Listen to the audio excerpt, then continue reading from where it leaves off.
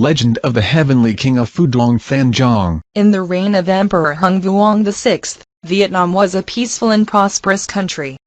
The Red River was always crowded with boats. Paddy fields extended to the horizon. People were happy. Then suddenly, from the north came the invaders. On their warpath, they burned down cities, murdered innocent people and committed all kinds of cruel acts. They destroyed most of the country and made life miserable for the people. At the time, in the village of Phu Dong, lived an old couple with their baby son.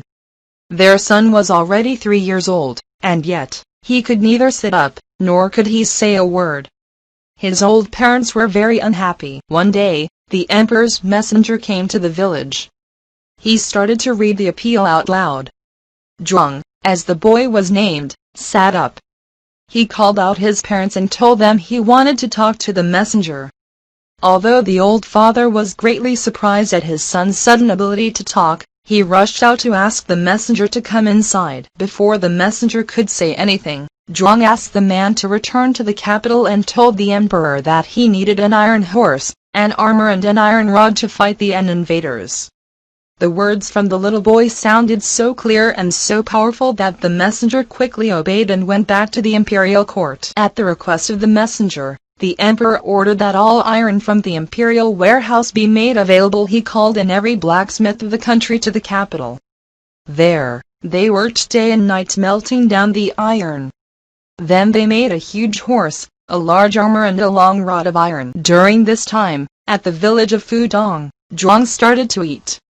He ate more and more each day and he grew up very fast. People in the village had to bring more rice to feed Gióng, who finished one large pot of rice after another.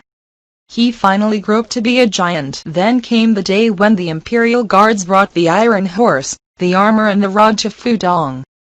Gióng stood up, stretched his arms and put on the armor. He seized the rod and quickly mounted the iron horse. Soldiers and young men from the village followed him to the front. Gióng rode off on his horse.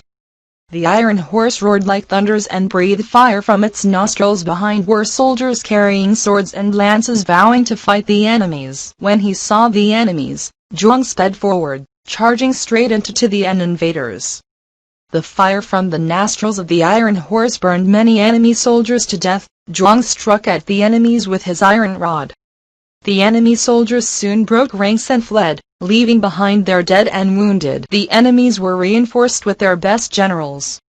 Gióng again rode into the battle and killed most of the generals.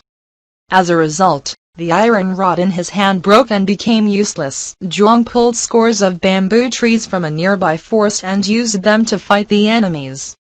Then the trees broke. He pulled up others along the way.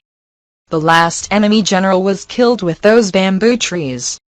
The invaders were defeated. Gióng ordered his soldiers to return to the capital to bring the victorious news to the emperor. Then Gióng rode his iron horse up the Soc Thien mountain where he removed his armor and disappeared. People believed he went up to heaven. Emperor Thien Vuong thought it was God who had sent Gióng down to save the country. He gave orders that a temple be built in memory of Gióng. He also awarded Gióng the title of Heavenly King of Phu Dong. A temple can still be found not far from the place where he ascended to heaven, and every year there is a festival to honor Gióng. Goodbye. Thank you for your listening. Hope you enjoyed the audio story. Please visit From Ears to Soul on YouTube for more valuable audio stories or books.